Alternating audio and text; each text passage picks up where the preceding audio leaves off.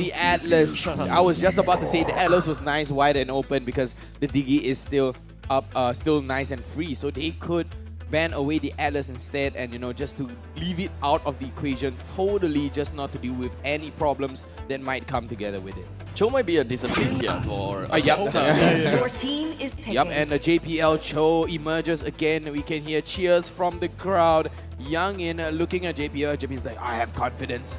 Yeah, I read his lips. He's like, I have confidence. Are you still like voice lining over JPL as if he's a robot? Yeah, and then Lossie's like, what do we pick here? And St. Lucas is like, I think we're gonna go for something nice. But JPL on the Cho here, that vision game is very important coming out from Slate. They need that information. But as we saw in game number 2, JPL did pick up the Cho, if I am not wrong, in game number 2 where RSG won because they were denying JPL with the vision. Like I said, Fasa coming out and Lolsie on the Ruby.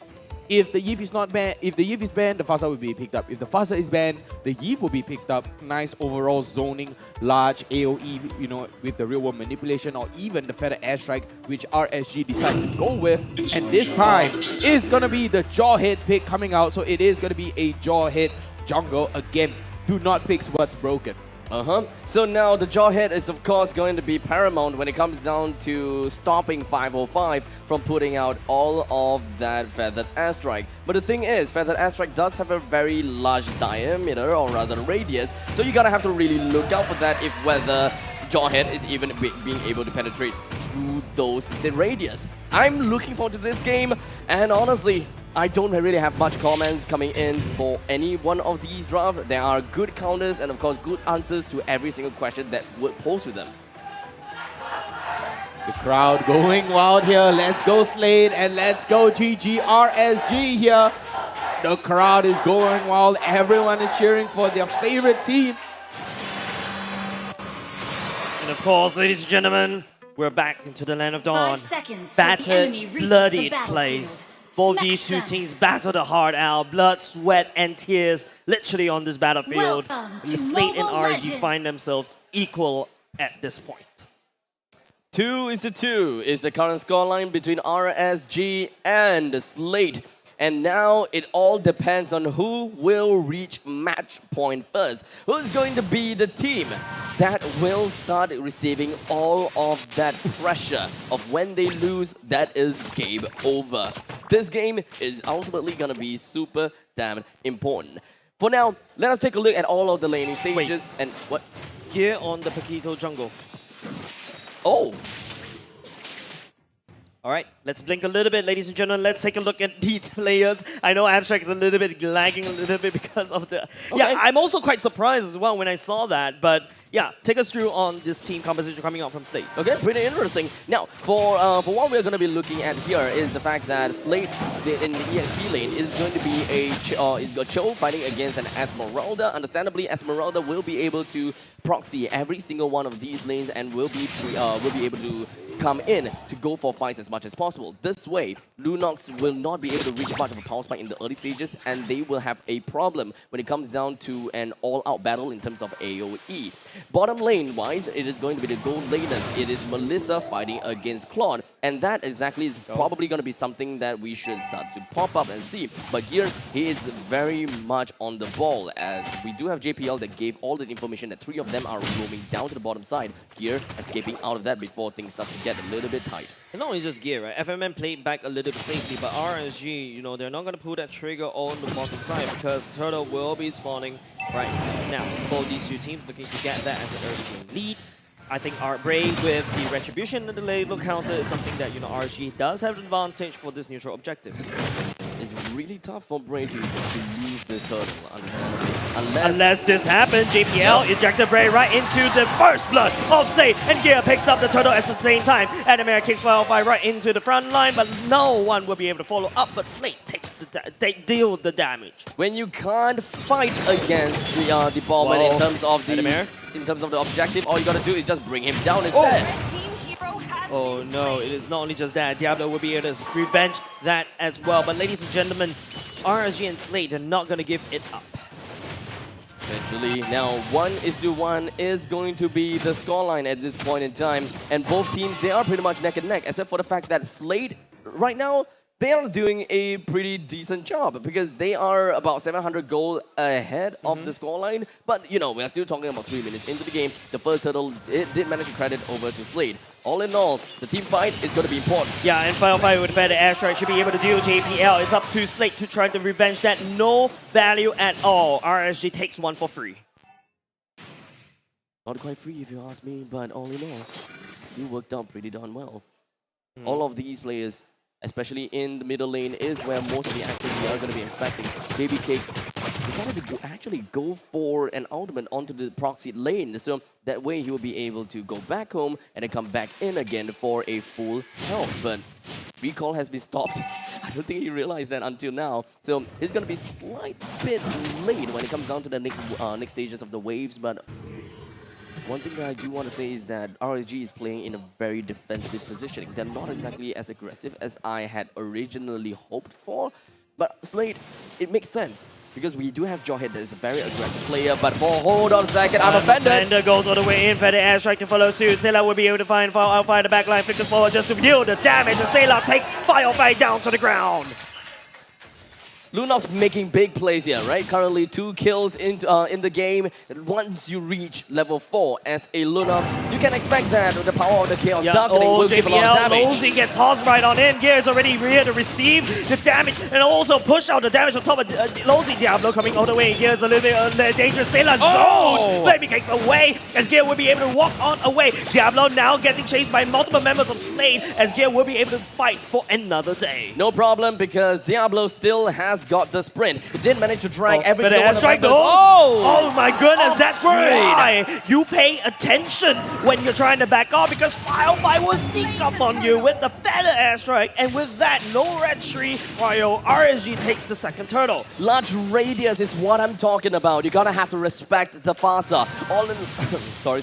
All in all, when it comes down to RSG's lineup, they have great high ground all across the places, and you gotta have to be really careful whenever you put yourself into the brushes too. That puts RSG in the lead in terms of that goal, but not only just that, they also take down the first turret at the bottom side. Now Slate picking up the scraps, they're doing so well in the early game, but RSG, they managed to grab it all the way back. Slate, they would want to play in a pick-off fashion. Whatever they do, they would want to single out one person at a time. JPL's kid will be able to get himself right into the enemy's lines, be it the front line or the back line with his unstoppable force, and of course the ejector or to bring one person out. You probably would want to reserve it for 505, but it shouldn't be too big a problem because Adammir can actually offer himself to do that job anyways. So, whatever they do, killing one person is important. Be it Diablo or BRAYYY or Lolsie, they are all going to be great addition to the team. But they got to have to be careful. If they would want to go for Lolsie, they need to burn him down as fast as possible. And the question will always be if whether Seilah can burst him down. If Gear joins in, sure, no problem. I don't think that they will have a problem with that. Yeah, and now Slate, there's a lane swap happening. babycakes will be focusing on the bottom side, whereas FMM focusing up the top. Turtle will be spawning there instead, so Slate needs to try to find a bit of a top lane priority, but RSG, they've already clamped down, say, nope, this is my turtle, get out. Both of these teams, they are still pretty much neck and neck, but RSG, they do have a bit of gold advantage when, and of course their economy is looking pretty well. JPL is not too willing in jumping in, but all he can do is unstoppable force. Lolsie gets tossed all the way back. Firefly lands on the perfect feather all strike. But at the same time, Slate will be able to pick up Lolsie for free, and now with the feather airstrike gone, RSG, they don't really have any turtle priority, especially without Bray's lethal counter. The power of the martial artists coming in from Slate with the boxer as well as the kung fu guy, okay? They are just going to have massive amount of momentum as well as movement. Bray does have the ultimate. Move in, of course, even with JPL, they could make things even scarier. Oh, JPL, the kick. Bring around the Rosie. Bring around the Rosie at the same time. Gear will pick up the turtle as well. It is JPL, it's Adammir that kicks the Bray away. Lolsie tried to drag Seilah right back into the fight, but no one but the side of RSG wants to fight at all. RSG, I think that they are looking too much into the perfect team fight most of the time, right? Yeah. They are relying a lot on Lolsie, and understandably so, because Lolsie is one of the only few people that have got a very pivotal ultimate, or perhaps his own presence itself is going to be crowd control. Comeback whooping as well as I'm Offended allows Lolsie to be able to hold anyone down onto the ground as much as possible, and that's when RSG is able to unleash all hell within. buying time for babycakes to eventually ramp up in speed just for the art of thievery will eventually be the name of the game. But for the early start, 505 very important. Oh, Lolsie once again takes it into the sky and in the bad form away. The cake will allow FMM to make sure to secure that kill. RSG will lose Lolsie once again. 505's damage seems to be a bit of a lackluster. The amount of items that he have is not quite there yet. As such, his damage onto Adammir just kind of seems a little bit absent. Because usually by this point in time, we would be able to expect the mages to have a great amount of burst potential, especially for such a consequential ultimate. But for now, JPL, he did try to go for the concealed play around the Bray. Bray immediately gets himself out, and Adammir overextends himself a little bit right in between the 505 and Bray. I don't see himself getting himself out of there. I don't think so, but... Oh, wait! Whoa! But he's already dead. The lockup as well. Adammir sets it all the way up as one little pixel of help. RSG did burn the Fed airstrike just a little bit too fast. Wait, indeed. What the Adammir, hell? he juked everyone else out, and now RSG has lost the biggest prey that they gotta have to look out for. In the meantime, we do have Paquito just eventually just trying to push the advantage down the babycakes down to the bottom lanes. RSG have lost a lot of time. Dude, we signed off the death certificate of Adammir just a little bit tad early. But the fortunate thing, Gear is in the vicinity. They were just waiting. It was really more about Calculated. Very much calculated. We thought that, yeah, you know what, Adammir, he went too deep in, but you know what, this is all just a fade. They were just waiting for the perfect time. In the meantime, Seilah, the power of the Chaos Darkening will be popped right on top of Diablo, but he has wasted it all. He doesn't manage to burst Diablo down just yet. MPL takes so much damage right now. Bray would be the one to secure that kill. At the same time, it's going to be Lolsie that would be the fall. Adammir will become Bray all the way back, but FMM goes in for the triple kill at the same time. And now it is going to be an onslaught coming up from Slate around the lobby, and Gear survives once again. The amount of people just at a sliver of health from the side of Slate is just way too much. At first it was Adammir, now Gear and Seilah. They have managed to hold their own so well. It could have been such a valuable trade in favor for RSG, but Slate, such elusive, agile heroes, and they're so darn slippery as they managed to oil themselves out of the grasp of RSG. Yeah, the fish super slippery. You thought you have the fish in the barrel, but the fish slipped all the way out of the barrel and bites at you at the form of the Lord. On a tear, Slate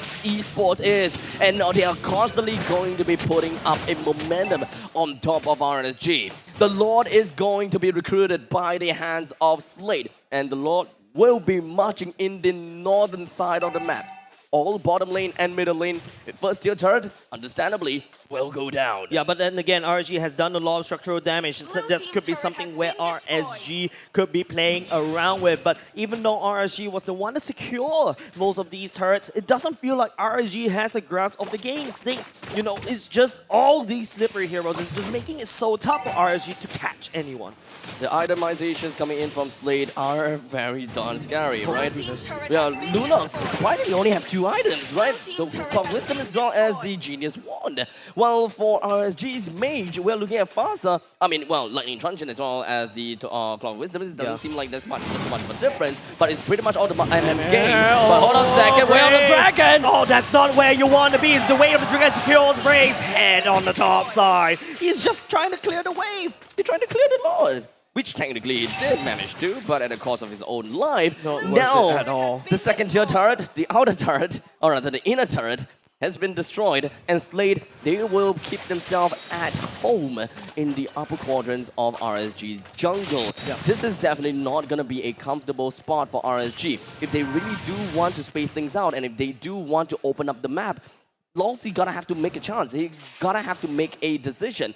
Do he want to move to the top side or to the bottom side? Because we are going to be expecting doom wherever they go. Yeah, but RSG does have the high ground, right? So 505, it's up to how he uses the Feather Airstrike, not only just to clear the way, but to zone members of Slate away. But also, RSG right now have to play a little passively. Lolsie just needs to try to find a perfect flicker, and then, you know, we crumple on top of Slate. That is their game plan. However, look at Slate's lineup. It's super elusive, and it's really hard to really lock someone down. It's a very mobile-oriented draft, right? We have seen something like this before, whenever a team is trying to catch onto a composition like Slate. they just loses all of the value and all of the ultimate that they have used, all of the time and resources they have used onto this one person, only for him to slip away. Yeah, and in the very event that they are sustainable, he's going to come back in. Yeah, and the worst part is you allow this cockroach to run away, and then it starts coming at you flying. And then after that, you know, you invested so much, and that's where Slate fights back. Now, looking at the goalies, very comfortable on the side of Slate. RSG needs to try to find some time. Oh no, it is going to be Lolsie that gets tossed once again, the punching back. But babycakes got in with the blazing to win. He's able to turn this around and win Adammir. But Adammir all the way in the back line. He's not going to be able to survive. A lot of babycakes punch it around. But Bray, it's going to be a massacre on the side of Slate. They're losing bodies and losing men. Diablo will be going in for the re-engage. But here, oh, he comes in to save the day. And this is going to be maybe getting all the way down here. Punches RSG down to the ground. And now, because of the fact that RSG has lost 4 members, Diablo's only play is to make all the way to the top side and take some value for themselves, while the rest of the members from Slate will immediately melt down the board. It's not going to be a difficult thing. Why? Because they have a Lunox. Everything is going so well for RSG for the past 2-3 games, but then all of a sudden, you know, Slate just got into that mojo, and then, you know, they turned it around. I think RSG, that was a very wonderful execution. It could have went all the way back in, but Gear came in at the right amount of time, at the best time ever, and then just turned the fight around. Now the Lord once again recruited by the hands of Slate. RSG couldn't do anything but just High ground. watch. They have high ground, yes, but they're gonna have to be careful because this is an elusive Slate. They have all the mobility that they want, and if RSG were to make a single wrong movement, they may all have been wiped out before they even have a chance to distract this Lord, to defend against this Lord. Come before the storm, the siege minion will be cleared out. Lord will charge in the bottom, on the top side. Gray desperately trying to clear a spinning wind. RSG is looting structures. Slate slowly encroaching. RSG desperately trying to defend, but not enough. Not enough defense on the top side. Game's very much on the standstill. Slate doesn't have any minions for now. Just nothing. Can't do anything. They can't get out of the base. No more mega creeps as well. Let's just remember that. Yep. The middle lane turret is down to less than 50% health. RSG have got the high ground. The other conceal play going in, looking for Lolsie have a right conceal here. play himself. Yeah, Rocket both in time. But nothing is being done for now. RSG, they're trying to defend. Slate will just let it go for now. Back to a stalemate. Yeah, they're gonna go wait for that 70 seconds clock on that Lord. The single Lord only made one play, and that is to destroy the inhibitor turret in the top lane. That's a weak point for the side of RSG. They A need small to stem. little weak point. They need to stem. They need to duct tape that wound. If Slate is gonna be able to get another Lord and take another one of those turrets at the bottom lane and only just one turret, it may eventually put RSG on a pretty good spot for a later skill of the game. Yeah, RSG though, if you give them time, look at babycakes starting to secure Malefic Raw. And This is a power spike. Yeah, again. that's another power spike, right? That means that the Claw Blazing Duet is starting to do a little bit more damage, but RSG, Firefly as well. That nuke, that Feather Airstrike will nuke and it will hurt. Slate needs to start to pay some respect. 20 seconds until the next Lord spawns. It's nothing to be done on the map. Both these two, look at how Slate. There's so much vision, so much avenue for Slate to work around. Every single one of them is very cautious, ranging from RSG side to Slate side. Slate is ultimately going to be the one that wants to be the aggressor, and Diablo. RSG is the one that wants to be defensive. Diablo on the top side, he's really pushing away heat. Things that we typically see whenever he's going to be onto the Esmeralda. That's correct. But now that Esmeralda is not around, they don't necessarily have someone that will be able to open the map that well, because Lolsie, whenever he opens up the map, he gotta have to commit. But it's Gear on the top side instead. It's not Adammir that meets him. So this means that RSG, that window of opportunity to take the Lord is right there, but it's slowly closing because Gear is slowly making its way down. Continue play JPL looking for some ejector. Looking someone to pick up the flicker when they activate. That is going to be Bray to get all the way into a no man's land. This is not exactly what Bray wants to go. And babycakes come in with the blazing away, but the wind of nature for the side of MMM will be able to sustain himself. The Lord got an HP at the same time, and Diablo, you will not be able to do anything at all in the backline, but it's going to be Diablo to kick it all the way up. The Lord got an HP. There's Slate. These are trying to take him, but no, Diablo will not be able to reach the Lord as well. RSG will not be able to secure the Lord. Slate on a roll right here. It's just babycakes in the base right now. What can RSG do to defend this? The babycakes coming in from the back line, but the core is going to get destroyed. And Slate takes game number 5. It's a statement that that Slate has got for themselves. They showed how it's done. And in this very decisive game, in this very decisive push, they ended the game before they even had the final push. So this is really just about the team fights that Slate won. Just look at here, man. That amount of concentration, the amount of sweat. JPL was like, I need that team chair to work. That one decisive flicker, ejector, and unstoppable force, followed by Way of the Dragon. That amount of patience. Bray got caught